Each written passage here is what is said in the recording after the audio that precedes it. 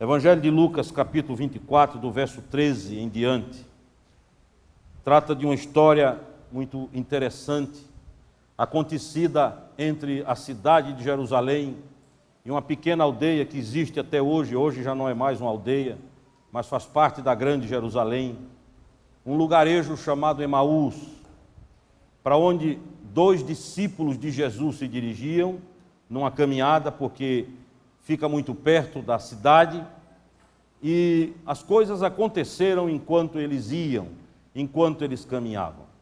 E Lucas, médico, muito minucioso, foi o único dos quatro que registrou esse acontecimento.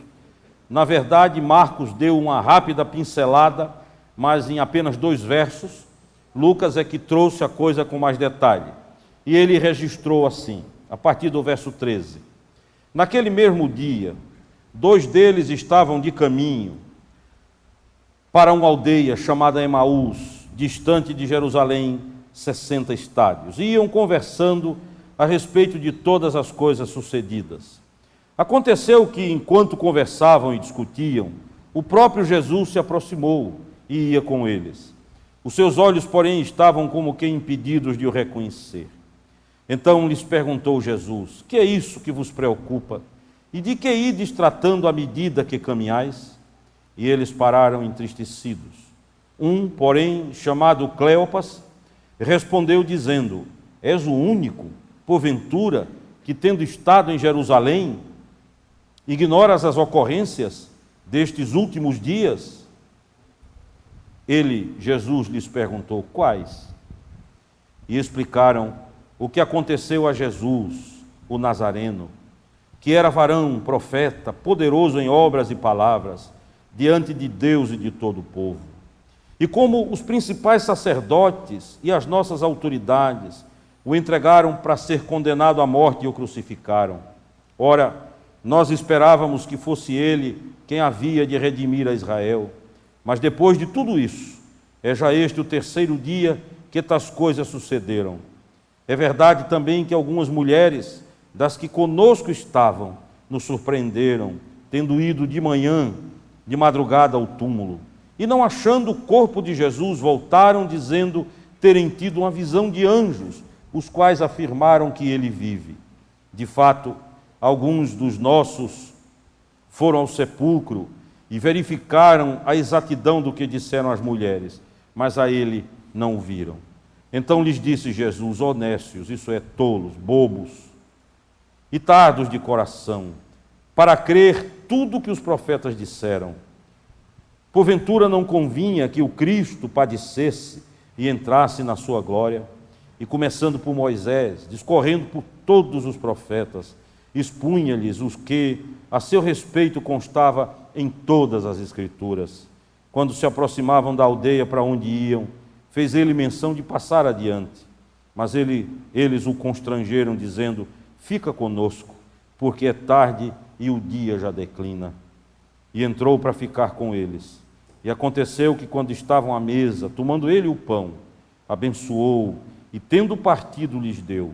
E então abriram-se-lhe os olhos, e o reconheceram, mas ele desapareceu da presença deles. E disseram um ao outro: porventura não nos ardia o coração quando ele pelo caminho nos falava, quando nos expunha as Escrituras? Que o Senhor aplique essa palavra ao nosso coração. Amém? Meus amados irmãos e amigos, a cidade de Jerusalém regurgitava de gente. A cidade estava em polvorosa. Por um lado, festa. Era a festa da colheita, era uma festa extraordinária.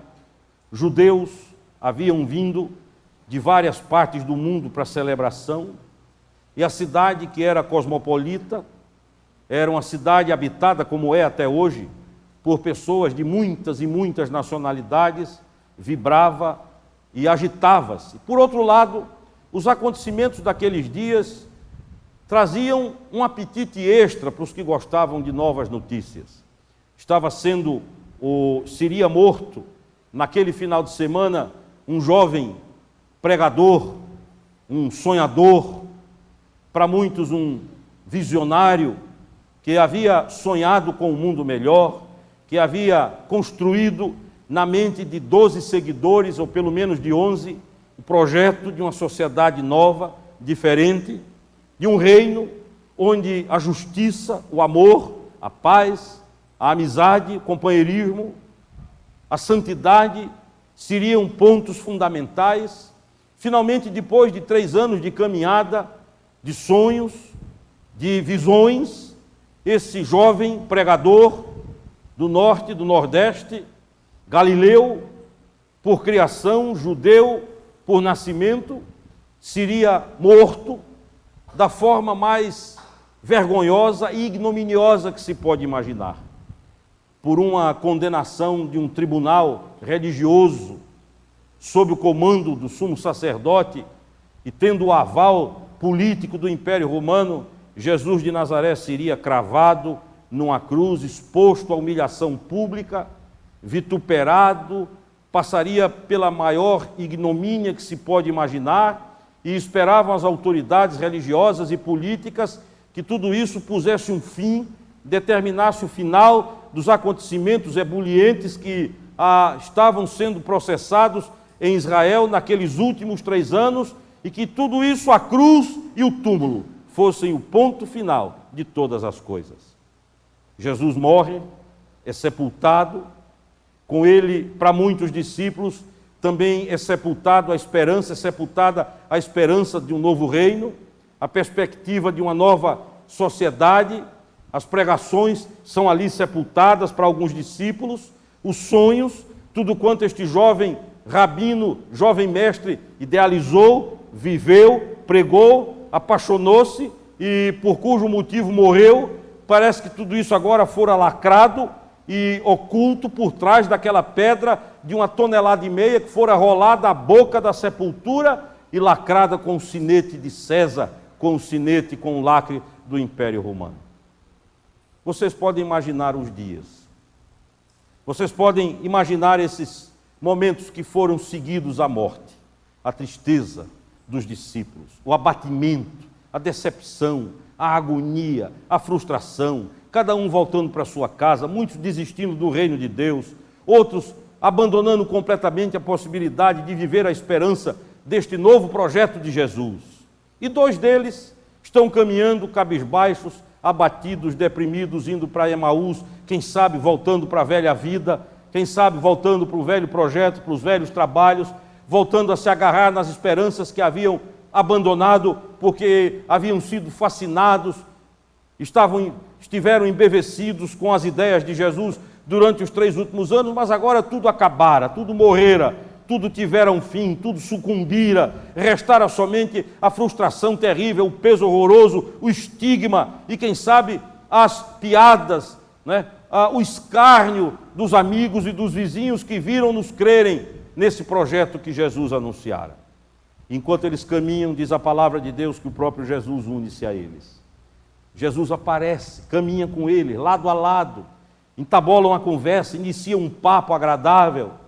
E na conversa, Jesus, por perceber que eles estão como que anestesiados, o impacto da tragédia fora tão grande que a mente ficou paralisada. Diz a Bíblia que os olhos estavam abertos, mas eles não podiam ver. Tão grande fora a decepção, tão grande fora a tristeza, tão grande fora a desilusão, que os olhos já não viam, a mente já não arquitetava, já não conseguia ligar as coisas para lhes dar uma explicação suficientemente boa para o que estava acontecendo. E Jesus então junta-se, olha para os 2 e diz: o que é que vocês estão fazendo? Conversando sobre o quê?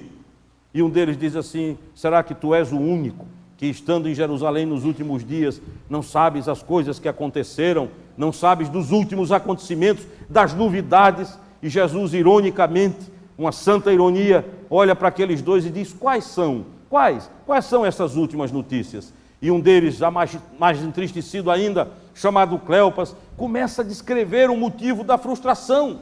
E ele começa a dizer para Jesus que a razão da tristeza era Jesus.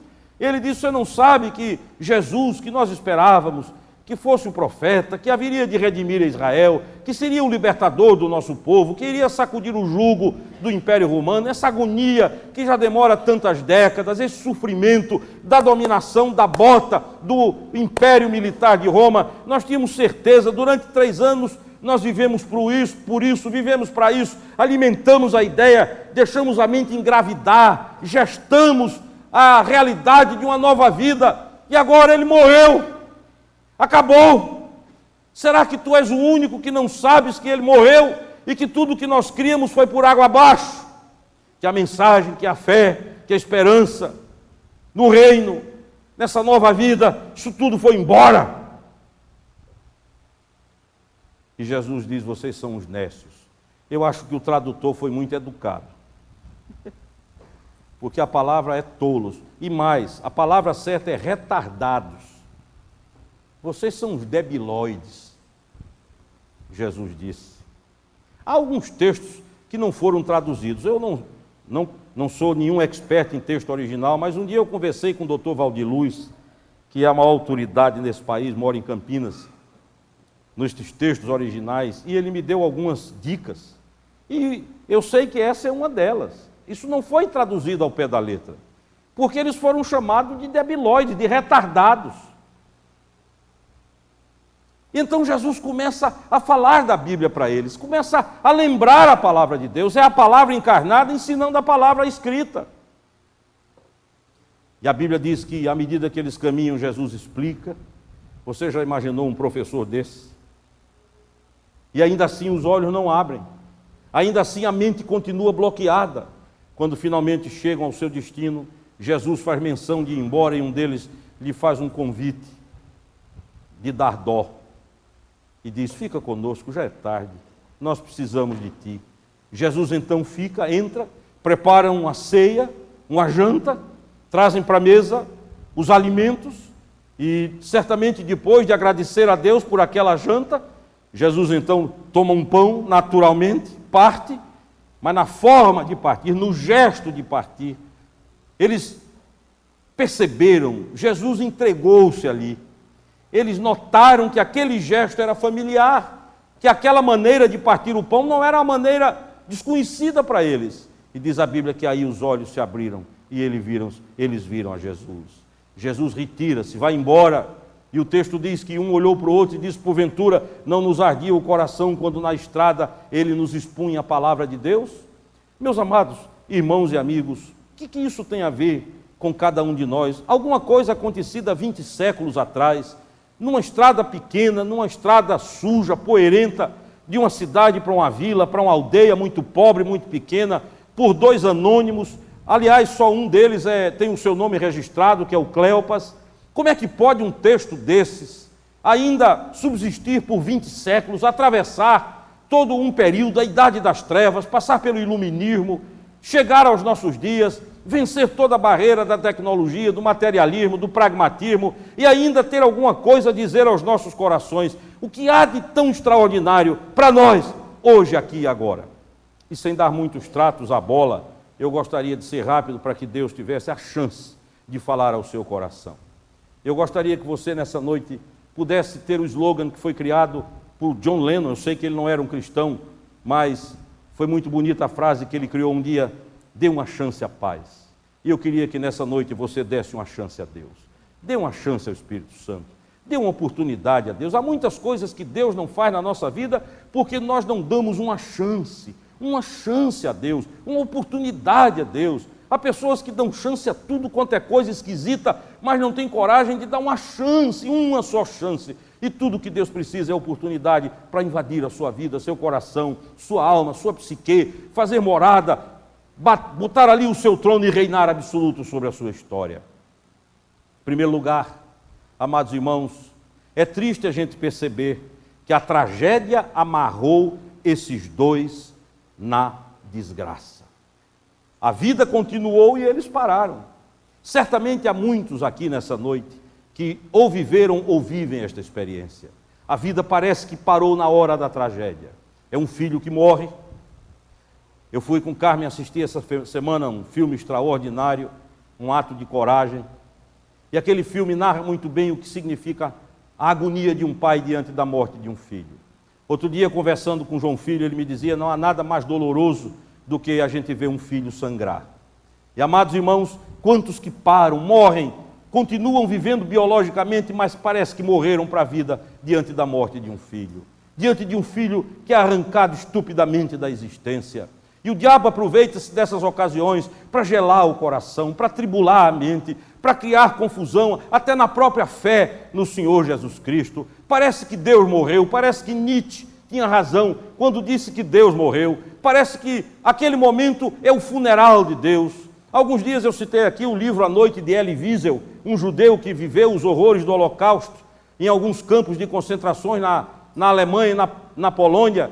E ele faz uma confissão dolorosa, trágica. Ele diz: para mim, naquele campo de Buchenwald, não morreram apenas meus pais e meus irmãos, ali o meu Deus morreu também. E há quantos que talvez estejam aqui nessa noite, que vêm para a igreja mecanicamente, a motivação é só religiosa, mas parece que o seu Deus morreu na hora da tragédia, em que o filho foi arrancado, ou na hora em que a família se desfez, em que o marido arrumou as malas e partiu, em que a esposa traiu de forma absolutamente contundente, agressiva. Há outros que parece que a tragédia os alcançou diante de uma falência, de uma crise financeira, de uma decepção horrorosa, se viram absolutamente amarrados ao trágico, ao fatídico, à coisa horrorosa, e perderam toda a realidade da presença de Deus nas suas vidas. Foi o caso desses homens. Para eles, a vida acabou na sexta-feira. Para eles não houve sábado, para eles não houve domingo. Para eles não houve túmulo vazio. Para eles, quando aquela pedra lacrou aquela sepultura, aquela pedra também os encerrou para sempre dentro da sepultura. Com Jesus eles também foram sepultados. Ali eles morreram espiritualmente. Ali eles ficaram mortos, inertes, frios, macerados, para talvez nunca mais saírem do buraco do seu ponto de vista. Há outros que perdem o viço da fé, o fogo da fé, o primeiro amor da fé, porque um dia se sentiram abandonados por Deus diante de uma doença, de um diagnóstico, de uma enfermidade irreparável, incurável, absolutamente intransponível, se sentiram impotentes, pequenos, como se fossem vermes, e parece que esse Deus em quem confiaram tanto desapareceu de repente das suas vidas. Alguns anos atrás eu visitei com o Caio na cidade de Southampton, no sul da Inglaterra, um velho missionário, e nós fomos ali de propósito para visitá-lo, para honrá-lo, Dr. Carlos Glass. E quando chegamos à casa, aliás, Dr. Paulo Glass, quando chegamos à casa dele, eu sabia que meu pai e minha mãe haviam sido muito edificados pelo ministério de um irmão dele, Dr. Carlos Glass, que foi um grande missionário aqui pelo Nordeste. E eu perguntei àquele homem o que foi feito, o que se fez da vida do Dr. Carlos Glass. E aquele velho, já velhinho, olhou para mim, para o Caio e disse: ele morreu sem crer em Deus. E eu olhei e disse: como é possível? Um missionário, meus pais foram edificados, eles levaram muita gente a Jesus. E o que foi que aconteceu? E ele me contou a história de uma tragédia na vida daquele amado irmão. Terminou a vida como funcionário da BBC de Londres, trabalhando, triste, desapontado. E o velho Paulo Glass disse: mas eu tenho certeza que lá no fundo do coração ele jamais perdeu a fé. O que brotou foi uma revolta, uma decepção. E eu estava lendo essa semana o livro de Philip Yancey, Decepcionado com Deus, e vendo exatamente o teor amargo da história de pessoas que esperaram a solução que não veio, uma resposta que não apareceu, o tempo foi passando, o tempo foi se esgotando, as horas correndo, os minutos, os segundos, e Deus não chega, Deus não responde, e a sensação é a que esses dois experimentaram: Jesus morreu, o reino de Deus acabou, aquilo tudo foi um engano, um engodo, um sonho, uma ilusão de quem não tem mais o que pensar na vida. Mas graças a Deus, Jesus entra na história. E uma das coisas mais bonitas da vida de uma pessoa em sofrimento é quando Deus se mete na vida dela. E eu dou graças a Deus porque às vezes Ele se mete na vida da gente sem a gente pedir. Às vezes a gente nem pede, nem chama, nem invoca, e Ele chega para consolar as nossas perdas. Amém? Jesus chega e começa o papo. Eu gosto de Jesus porque Ele não chega com aquela obviedade dos reverendos. Se ele fosse um pastor como eu sou, é possível que ele se apresentasse dizendo: olha, eu sou Jesus, pastor da Igreja Batista Betel, sou filiado à Convenção Batista Brasileira, à Convenção Batista Lagoana, e começasse a desfiar os meus títulos e o currículo, e então iria, de certa forma, me impor perante aqueles dois. Ele não diz quem é, não diz coisa nenhuma, chega, aparece ali de forma natural, começa a conversar no nível deles, no assunto deles. Jesus, por amor, desce ao pedestal onde eles estão, e Jesus então diz: o que é que vocês estão conversando aí? Qual é o assunto? E quando sabe do assunto, Jesus diz: vocês deixem de ser tolos.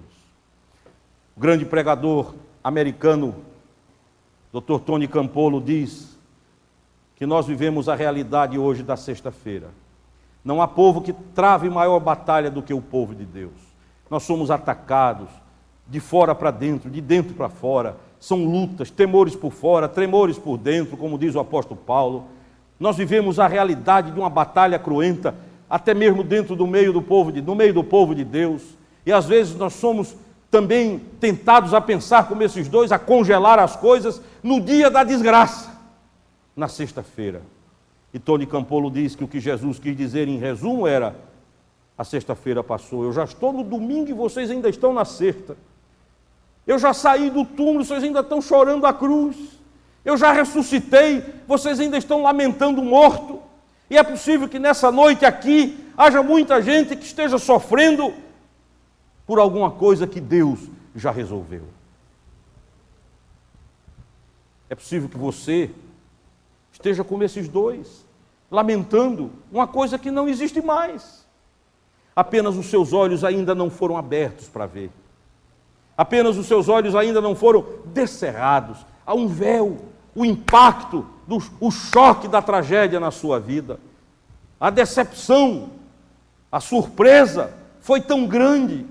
A surpresa negativa foi uma coisa tão horrorosa que lhe anestesiou, lhe paralisou a mente, e ela ainda não consegue trabalhar normalmente.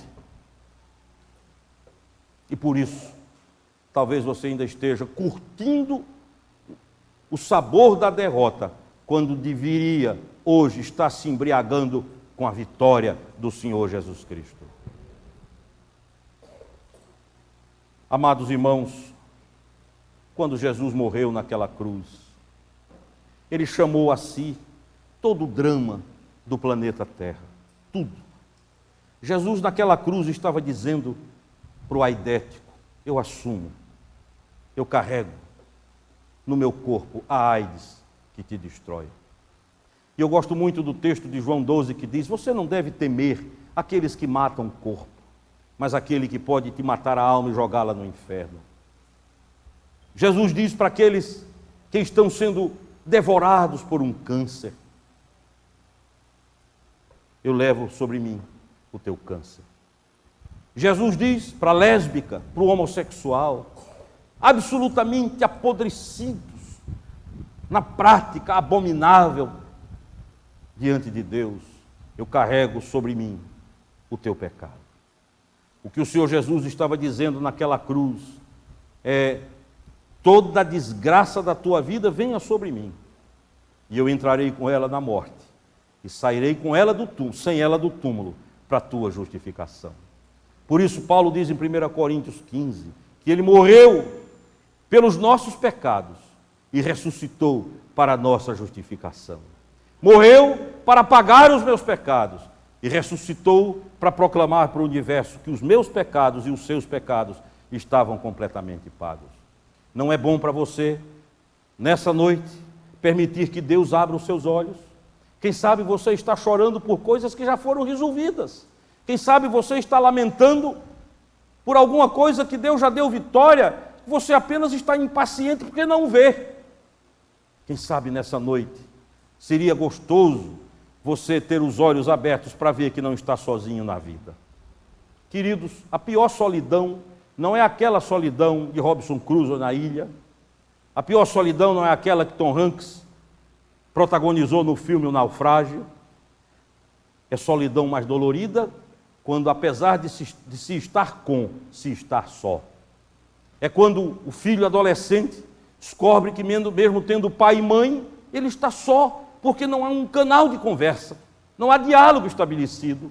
É quando marido e mulher descobrem que não há mais cumplicidade e que não há mais confidência e que os segredos precisam ser contados a outro, a um analista, a um psicólogo, porque desapareceu toda a possibilidade e confiança de se abrir o coração para se contar as desgraças. Esta é a solidão que mais dói. É a solidão de um pai que vê um filho sair cedo, chegar à noite e resumir o diálogo a um bom dia, uma boa noite, ou a um prato de comida como se fosse um animal em busca de ração. Esta é a pior das solidões. Mas eu quero dizer a você que nenhum de nós caminha sozinho na vida. Há alguém ao nosso lado.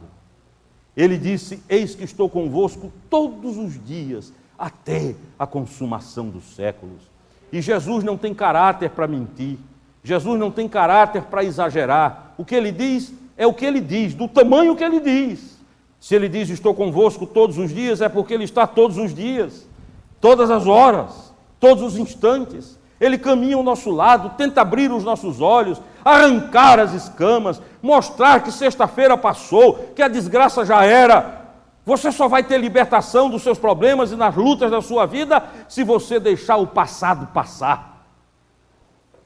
O grande problema é que tem muita gente querendo viver do passado, trazer o passado para o presente, mas o nome já diz, passado, passou, ficou para trás, ou bom ou ruim, já era. Paulo disse, esquecendo-me das coisas que para trás ficam. E ele não fala das coisas ruins, podiam ser boas, mas passaram, já eram. Esquecendo-me das coisas que para trás ficam, prossigo para o alvo da minha soberana vocação em Cristo Jesus. Estou absolutamente convencido que há muitos cristãos que sofrem na vida como esses dois que eram cristãos, eram discípulos de Jesus, praticavam discipulado com ele. Ainda assim, sofreram porque ficaram na sexta e Jesus já estava no domingo. Queridos, quando ele saiu daquele túmulo, quando ele ressuscitou, a madrugada do domingo raiou para mim e raiou para você. De modo que haja o que houver, ainda que passemos por tribulações horrorosas, humanamente insuportáveis, tenhamos a certeza de que na nossa Emaús alguém caminha ao nosso lado, alguém anda conosco, alguém que tem todo o poder do céu e na terra, poder para curar, poder para libertar, poder para resolver os problemas, poder para dar um basta, poder para nos amar da forma mais extraordinária que se pode imaginar. Ele está conosco para a sua Emaús, para onde você vai, tenha certeza, Jesus vai com você. E se ele vai conosco, não há desgraça que resista, não há tragédia que prevaleça.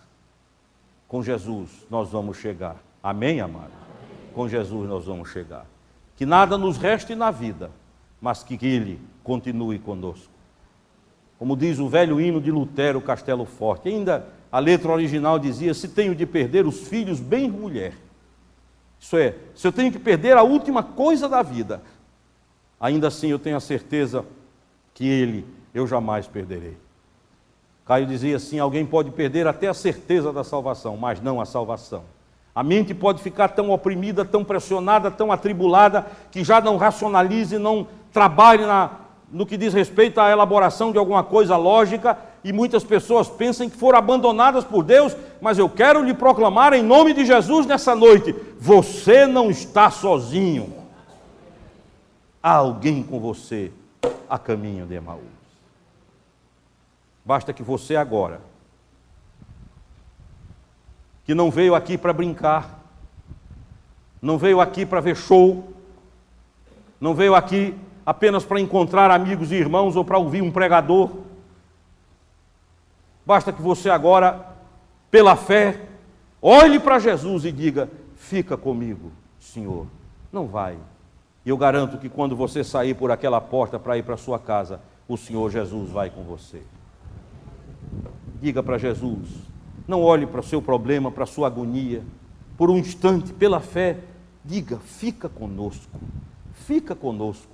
E a resposta da Bíblia é clara, Ele vai ficar.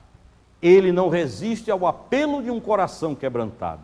Diz o texto que Ele entrou, ficou com eles, jantou com eles, E dali para frente, meus irmãos, certamente a dúvida nunca mais instalou-se naqueles corações. Amém?